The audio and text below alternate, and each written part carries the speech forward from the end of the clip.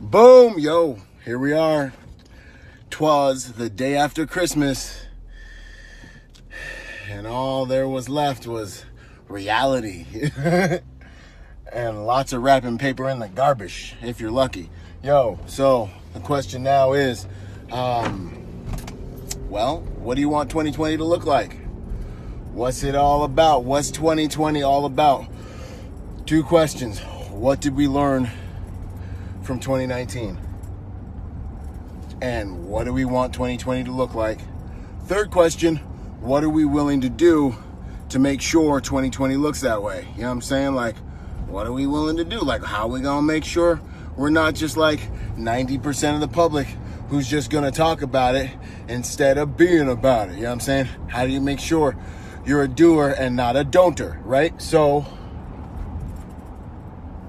those are the three questions, man, that I think it is more than appropriate for us to start kicking around if we're gonna be able to touch the potential that we've been given for this next year, that God's given us to try to tap into, to go on ahead and get after. Because I don't know, maybe in some ways you get more potential, but in other ways you have less energy, less youth, less life, so. But hey, hopefully you're getting older, you're getting wiser, you're getting smarter. You know what I'm saying? You're understanding your systems better, yourself better. So these are the conversations you should have been having for about the last month and a half. But it's hard, now that all the holidays are done, let's go on ahead, clear the desk, and let's get after it. Whip out that paintbrush and start painting that masterpiece of what this next 12 months of your life should look like. Where do you want to land? You are staring directly into blank canvas, 365 pages of blank canvas over the course of this next year, and no one is going to dictate how those pages, the outcomes of those pages, as often, as much, and be as influential to the outcome of this next 365 page chapter, but you. That's it. It's you. It's up to you. You know what I'm saying? God can't multiply the fishes and loaves what you don't have. You know what I'm saying? He can't multiply the oil in the vessel you don't give him. You know what I'm saying? Or if you leave holes in it. Okay? So do your part. You know what I'm saying? Give my man something to work with. Get after it. You will find out. You will find out that the harder you work, the luckier you get. I would even say the harder and smarter you work.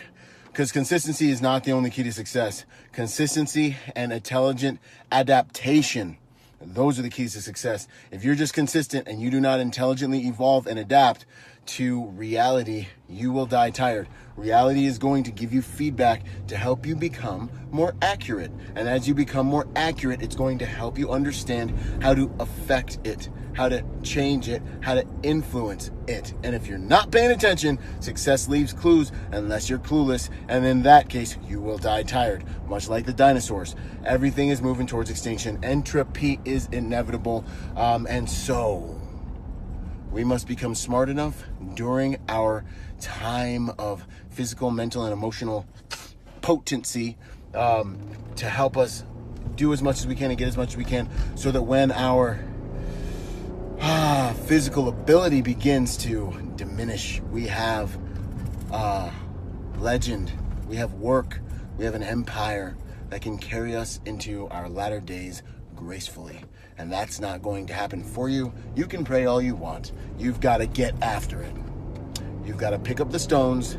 You've got to get good with your sling, and you've got to go your butt out there and fight Goliath. It's got to happen, okay? Otherwise, nothing happens. So, say your prayers, and then lace up your shoes, because it's time to get to work. Good to go. 2020. I love the year 2020. It's just so square, It's so 2020. It's like, boom. It's like 2s and 0s. You know what I'm saying? I like this number. Nonetheless, this is the conversation I think you need to start having. What sacrifices are you willing to make? Oh, you want X, Y, and Z really, really bad, and you're going to do everything to get it this year. Yeah, that's great. What sacrifices are you willing to make realistically? Realistically, come on, we've been on the planet long enough. We've been enjoying hamburgers and ice cream and our friends and all of our little social stuff and like a couple drinks here and there. And like whatever it is holding you back. You've been enjoying it long enough, man. Why don't you let this year be the year where you stop looking for motivation and inspiration and you go find your discipline? You know what I'm saying? And just get ready for it. Because humans are so scared of discipline that if anyone else around them does it, they attack them. They literally attack them. You will tell your friends, hey, yo, I love you, but I got to be focused on this diet. Yo, I love you, but I got to be focused on this project. I got to get behind my computer. Yo, I love you, but hey, I got to do this for me and my family. And they will attack you. You'll be like, like Jesus wasn't playing when he said a prophet isn't without honor except for in his own home. It's the truth. The people that will not believe in you and the people that will not buy your product, not come to your show, not care, not believe are going to be your friends and family. And this isn't because they're bad people. It's because they know yo behind. They know you. So to them, it's such a large jump from what they know of you to what you want to be. And they've probably seen you try and fail before. And they will be your hardest, toughest crowd to win over. And that's just the way it is. It's not because they're bad, because they want you to fail. Some of them do. But generally, it isn't that. It's generally because they know you and they love you. And they don't want to see you be embarrassed. And they don't want to see you get hurt.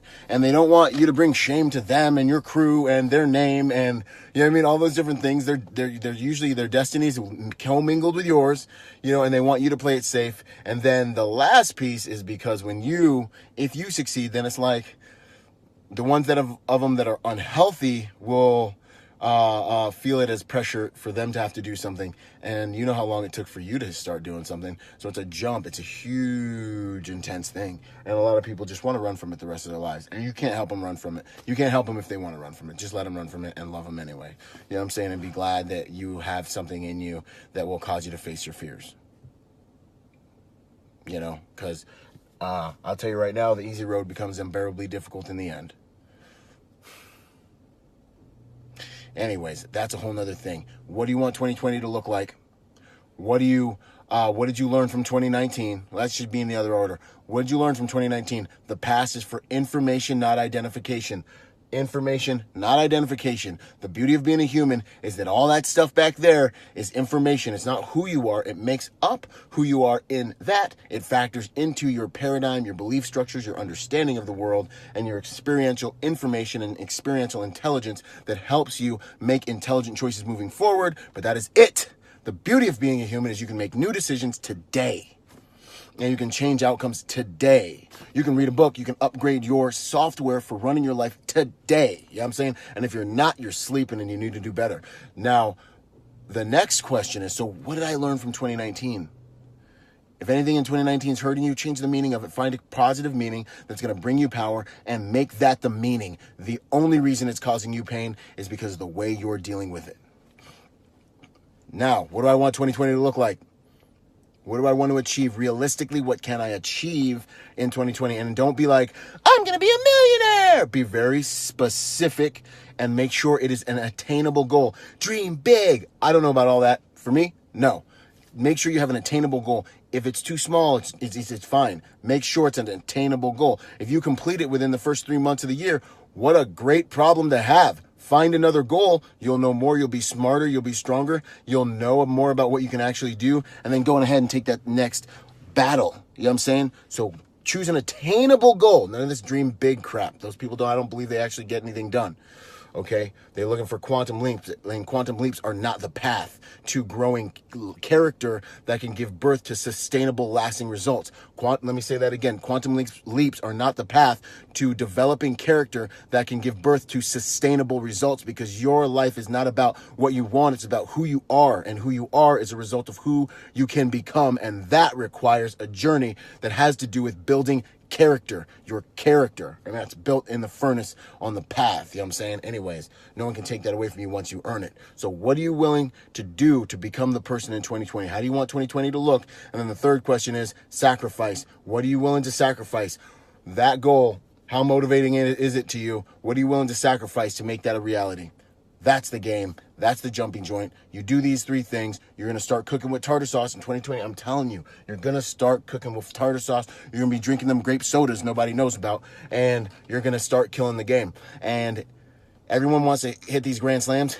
Just aim for momentum. Just aim for progress. Consistent, deliberate, little by little progress. Nobody thinks it's sexy. Nobody sees the value in it. But next thing you know, you start being happy. You don't even have the results. You're just happy because you see progress, and progress equals happiness.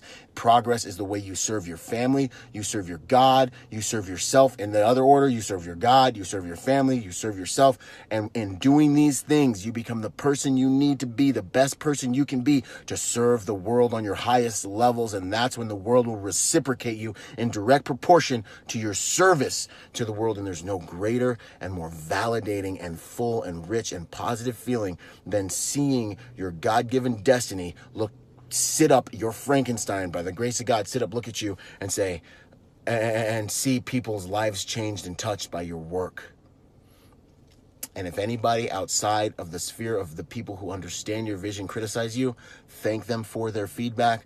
Thank them for their input and their concern. Take it to heart. Look and see if the vulnerabilities that they are exposing are legitimate. And if they are, or if they are not, keep on moving. All those deficiencies and vulnerabilities will be revealed to you on the journey. It's going to be a good year, y'all. Visit me at ByronRogersMotivation.com. Hit me up on Executive Protection Lifestyle Podcast. Some good stuff on there. Check the merchandise store out. We got some cool stuff. Anyways, I'll see y'all on the next video. Out.